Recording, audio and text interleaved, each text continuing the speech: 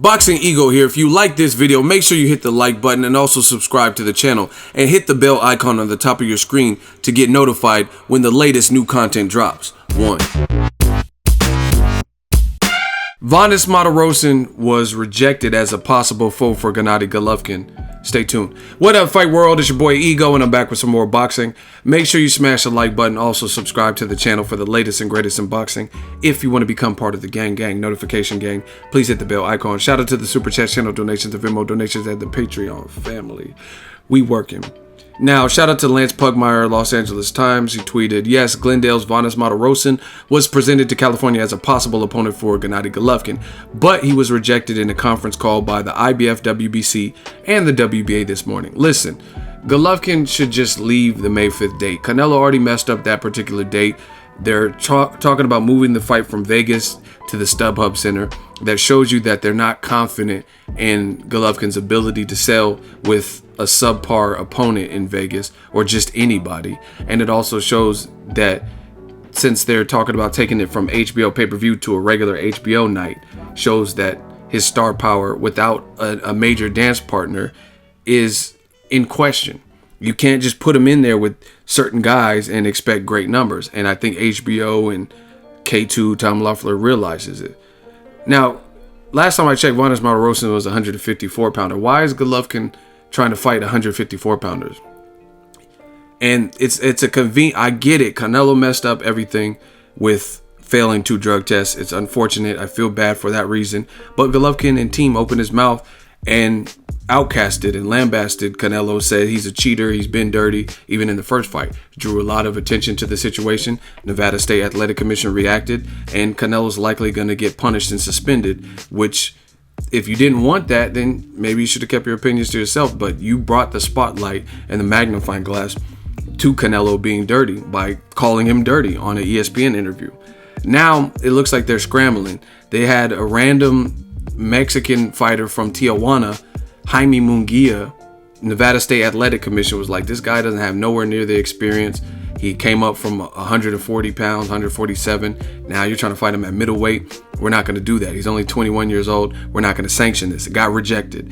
Then they're talking about moving the fight to California. Now they're talking about fighting Vanes Martirosyan, a 154-pounder who's been very inactive, who lost to fighters like Jermell Charlo, right? And now you're trying to make that. Yes, he's an Olympian, but he's a 154-pounder. And it's just like they're running out of options. You got Gary Spike O'Sullivan, who they're talking about, but they realize, like, with 2 losses, a loss to Chris Eubank, a loss to Billy Joe Saunders, people aren't really checking for that. And then you have Lou DiBella and Derevyanchenko, who's Golovkin's middleweight mandatory with the IBF, and they said, we'll take the fight, we'll take the fight. You got Demetrius Boo Boo Andrade, a U.S. Olympian, who I'm sure Golovkin is probably familiar with. I think they might have been in the Olympics at around the same time. Maybe Andrade's a little bit younger, I don't know. But he's still respected, and he already moved up from 154 to 160. And Gilberto Zurdo Ramirez, top rank, said that they'll offer him up if you want to fight someone at 168 to keep the Mexican dates. You know what I mean? That's a Mexican fighter, right, with the belt. And it looks like what Lou DiBella said regarding Derevyanchenko is true. It looks like Team Golovkin is looking for the path of least resistance. Why are you trying to fight Vanes Martirosyan, inactive and 154-pounder, when you have certified middleweight challenges? And the WBC was siding with Golovkin, like, hey, we're not going to penalize Golovkin. But it's not really a penalization to see Golovkin fight somebody who is somewhat of a threat or challenge. You know what I'm saying? Gary Spike O'Sullivan, I'm not really thrilled with that fight. Vanes Martirosyan, that's a 54-pounder. Why not fight an actual middleweight? And you satisfy your mandatory with Derevyanchenko. Demetrius Andrade is just a good fight. Like I said, the walls are closing in. There's multitudes of people who are jumping up and chomping at the bit that are actually middleweights. Like I said, Andrade, Derevyanchenko are mandatory.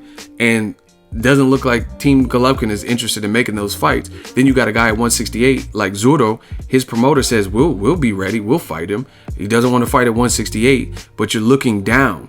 When do fighters look down? Like, you didn't see Andre Ward when he moved up to light heavyweight. He wasn't talking about fighting James DeGale. He wasn't talking about fighting Badu Jack because he was already at light heavyweight.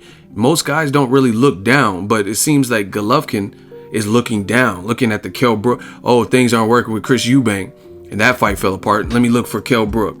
Let me look at Vanes Martirosyan. Let me look at a 21-year-old who has spent most of his career in the 140 pounds.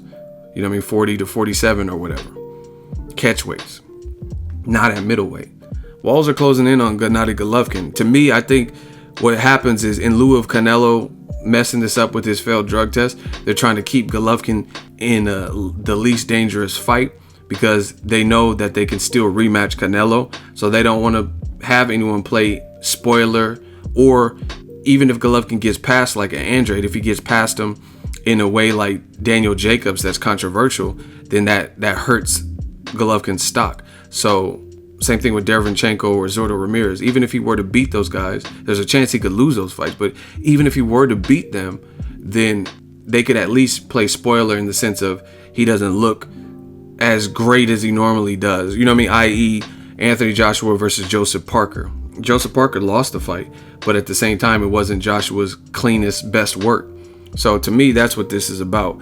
They're using this Canelo fallout and withdrawal, and they're trying to stay safe by not taking effective challenges, which kind of, it's funny that Abel Sanchez made that comment about African-American fighters. They have an unpleasing style, and that's why they don't sell and all that. But more people want to see Golovkin versus Charlo, Daniel Jacobs rematch, or Demetrius Andrade than Gary Spike O'Sullivan. He's a come-forth fighter, so explain that. Or even Derevyanchenko. So let me know what you guys think. It just seemed, like I said, it looks like Golovkin and team are just trying to stay busy.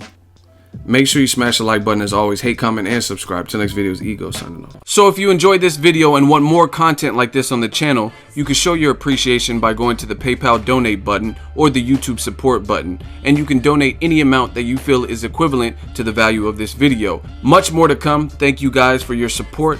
Boxing Ego, the future of boxing.